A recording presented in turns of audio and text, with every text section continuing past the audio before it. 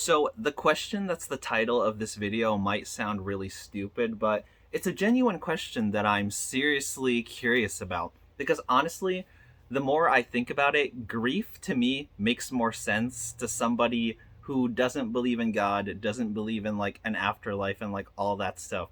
Because like I imagine that like if we, people like us, were to hypothetically lose somebody that like we care about, we understand that it's truly the point in our lives where this person that we want to spend a lot of time with is like truly gone, and we'll never see them again. Or if we do see them, it'll just be a fucking gravestone or like their ashes or like some shit. They're just like literally gone. So, oh yeah, it's sad, whatever, blah blah blah, all that kind of shit. But like if you're somebody who believes in like God and like the afterlife or like something, and you believe that like your loved ones or whoever you care about that like dies, ends up in like heaven or some shit, then like what are you crying about?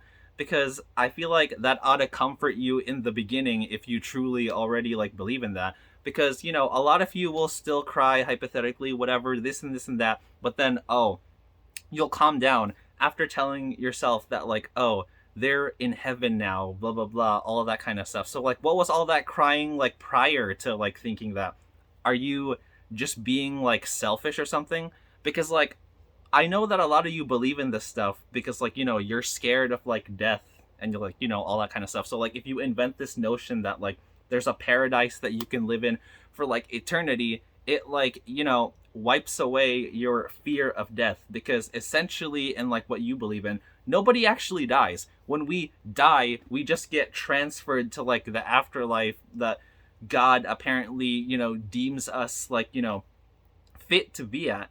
So then, like, what's actually going on? Because at least, like, certain Christians, let's say, like those that like believe in faith healing, at least seem more consistent than like some of you. Because like I'm filling in the blanks here. I imagine they believe in that stuff because like, oh, they truly believe in like God's will. If God wants to bring back like one of his children or like whatever, then like that's justified, yada yada yada, and like all things like that. Like, don't get me wrong, I still think faith healing is like absurd and like all that stuff, but at least like they have a slightly more ideological consistent sort of like edge over like other Christians.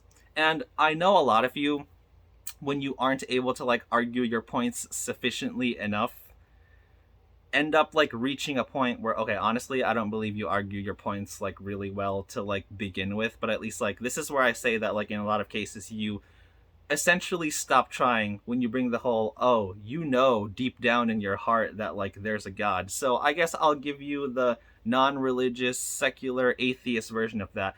Are you grieving over your loved ones and people that you care about who die because deep down you actually know there is nothing, like they're just gone and dead forever, like nothing beyond that?